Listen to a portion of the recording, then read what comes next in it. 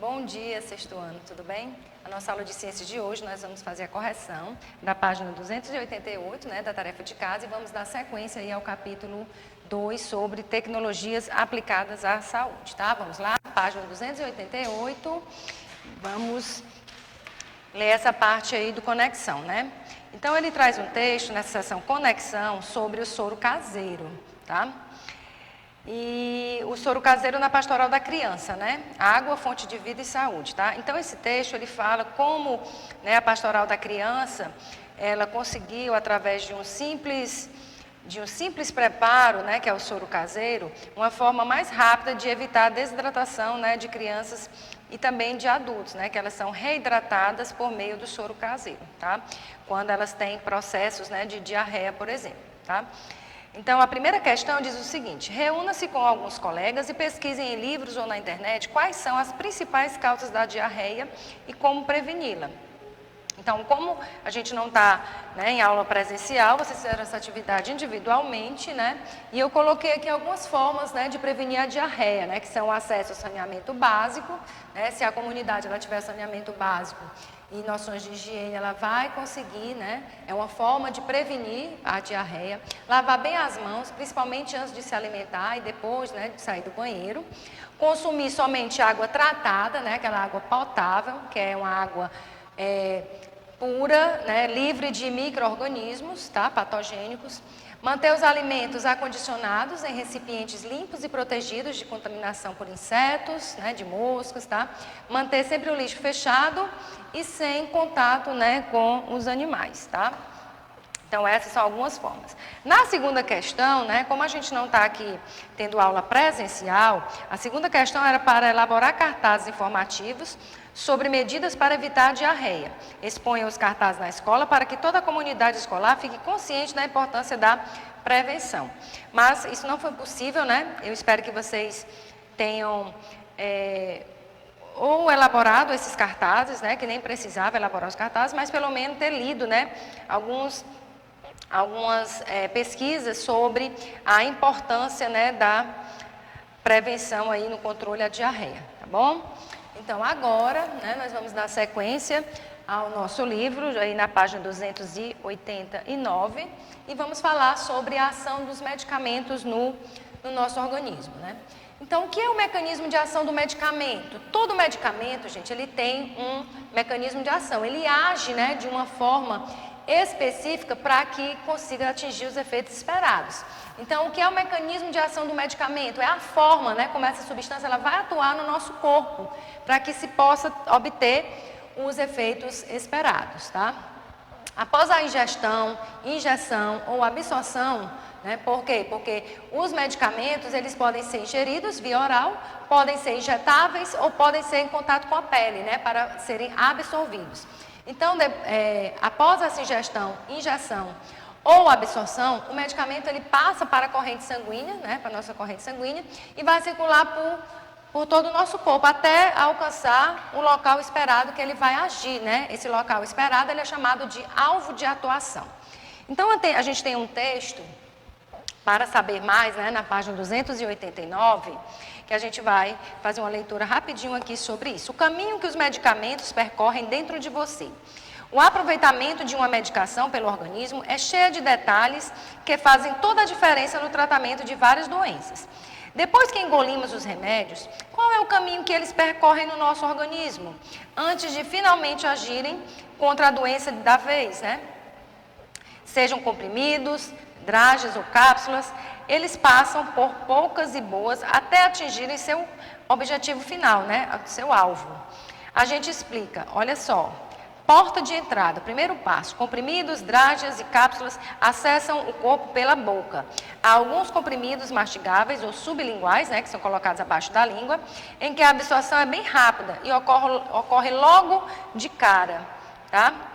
Eles são usados em situações de emergência, como um infarto, A pessoa que está sentindo um infarto, ela coloca a medicação sublingual, e esse medicamento sublingual, todos eles têm uma ação bastante rápida. 2. Túnel até a barriga. Os medicamentos passam pela garganta, descem pelo esôfago e chegam ao estômago. Lá, o ácido clorídrico quebra o comprimido em pedaços menores. As drágeas e as cápsulas são resguardadas por películas e isso impede que elas sejam destruídas nessa fase. 3. Prontos para a ação. A etapa final do processo acontece no duodeno, o primeiro trecho do intestino delgado. Cápsulas e drágeas finalmente perdem seu envoltório e são assimiladas. A digestão dos comprimidos, que se iniciou no estômago, também é finalizada. 4. Missão dada. Os princípios ativos caem na corrente sanguínea e passam a circular pelos vasos, quando chegam ao local em que vão agir. Se ligam a receptores presentes na superfície das células e desencadeiam uma série de reações. Sua missão terapêutica está cumprida. Tá, gente? Então, isso aí é todo o trajeto. A partir do momento que a gente engole, né, um medicamento, da forma como ele vai agir, tá? Os mecanismos, né, de ação dos medicamentos, né? Como é que eles agem, né? O medicamento, ele vai interagir com as células do local-alvo, ou seja, do local onde ele vai atuar, né? E causa alterações bioquímicas ou fisiológicas para produzir o efeito terapêutico esperado. Esse mecanismo de ação, ele pode ser de dois tipos. Ele pode ser inespecífico e ele pode ser específico. O próprio nome sugere, né? Os mecanismos de ação inespecíficos, aquela substância, ela vai atuar em determinada área do organismo, reduzindo os sintomas causados pela doença, tá? Naquele local específico. A gente tem como exemplo os antiácidos, né? Quando você está com acidez muito grande, você sente aquela queimação, né? Subindo pelo estômago e chegando até a sua garganta. Então, os antiácidos são substâncias que vão agir naquela área específica ali, tá? Naquele local, reduzindo os sintomas. O mecanismo de ação específico, a substância ela precisa ligar-se a um alvo molecular, né? Esses alvos podem ser enzimas ou receptores celulares. É o caso, por exemplo, dos antibióticos. Tá? Os antibióticos, ele tem um mecanismo de ação específico. O alvo dele vai ser o quê? Vai ser enzimas e receptores celulares que vão estar presentes naquela infecção, né? Nas bactérias. Então, ele vai agir especificamente naquele local. Tá? A dosagem dos medicamentos, né? Então, todo medicamento, ele tem uma bula, tá?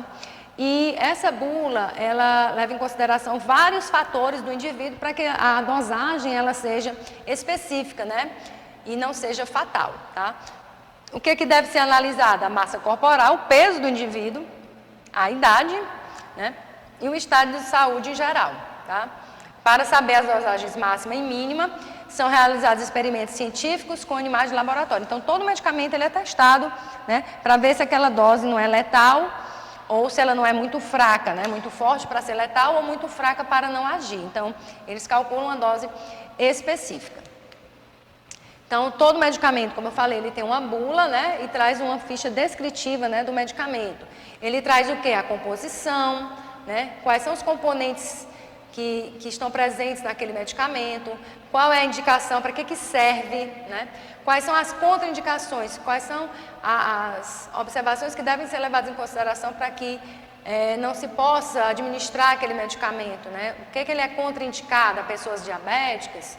Por exemplo, se você vai tomar um medicamento que é um xarope muito doce, né? As pessoas que têm diabetes, elas não vão poder tomar, senão vai aumentar a glicose. Então, ele está bem aqui, a diabetes, contraindicações, né?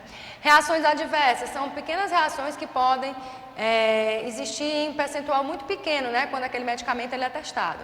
Interações medicamentosas. Qual a relação desse medicamento com outro que você possa tomar, né? O que isso pode causar no seu corpo? As precauções, né? Deve ter os cuidados. A posologia, que é a dosagem, quantos ml ou quantos comprimidos você vai tomar, de quanto em quanto tempo. E alertar sobre a superdosagem, né? Se você tiver uma dose muito grande, o que isso pode causar? E muitas vezes, alguns medicamentos, eles podem ser letais. Agora nós vamos falar sobre os medicamentos genéricos e similares, né? Vamos começar com o genérico, né? O que é um medicamento genérico?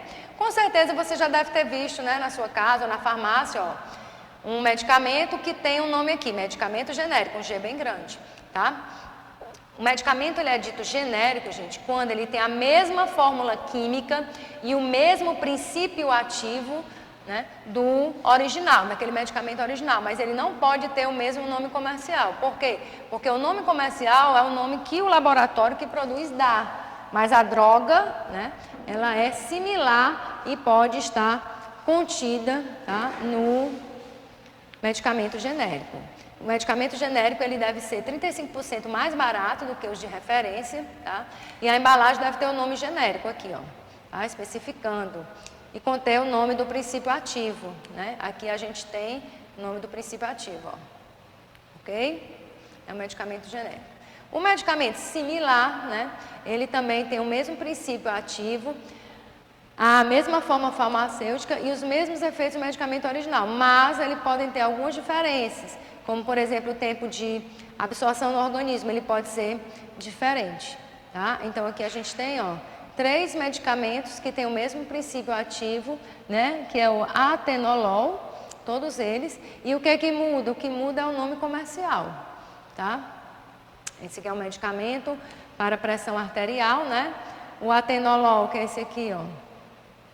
Atenolol, que é esse aqui do meio, né? 30 comprimidos, o preço dele, ó, genérico, ele é R$17,11, né? Ele é bem mais barato do que o de referência, que é o atenol, esse aqui, ó. Que custa R$43, né? R$43, tá?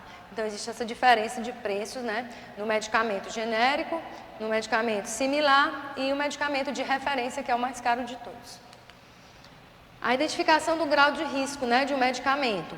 Os medicamentos eles são classificados e podem ser vistos em algumas tarjas, né? Identificados, né? Medicamentos com tarja vermelha, eles apresentam riscos à saúde por conta de seus efeitos colaterais. Eles são vendidos com prescrição médica. O de tarja preta, eles são muito perigosos para a saúde, devem ser usados seguindo rigorosamente a indicação médica. Só compra medicamento tarja preta com receita médica, tá? Geralmente eles têm uma ação sedativa ou estimulante do sistema nervoso central, são chamados psicotrópicos. E o medicamento sem tarja são aqueles medicamentos que não causam nenhum risco à saúde, tá? E não apresentam nenhum efeitos adversos. Eles são vendidos sem prescrição médica, assim, sem a receita, né? Para você comprar na farmácia. Aqui a gente tem o medicamento de tarja vermelha, ele causa alguns riscos à saúde, mas ele também é vendido de forma controlada. O de tarja preta é o mais perigoso de todos. Aqui a gente tem o Lexotan, né, que é um medicamento que é utilizado para insônia, né, a pessoa ter mais sono, tá? E ele é um medicamento que tem que ser seguido rigorosamente e ser vendido apenas com a receita médica. E esse remédio aqui, que é bem comum para dor de cabeça, né, a Neosaldina, que é um medicamento que ele não traz nenhuma identificação de tarja, certo? Ok? Então, sempre ficarem atentos com relação à compra, né, desses medicamentos, de tarja preta principalmente, porque eles causam, né, são os mais perigosos de todos, tá bom? Então, gente, a nossa aula de ciências de hoje, ela vai ficando por aqui. A atividade de casa vai seguir na agenda de forma complementar, né? E a gente se vê na próxima semana. Tenham todos um bom estudo.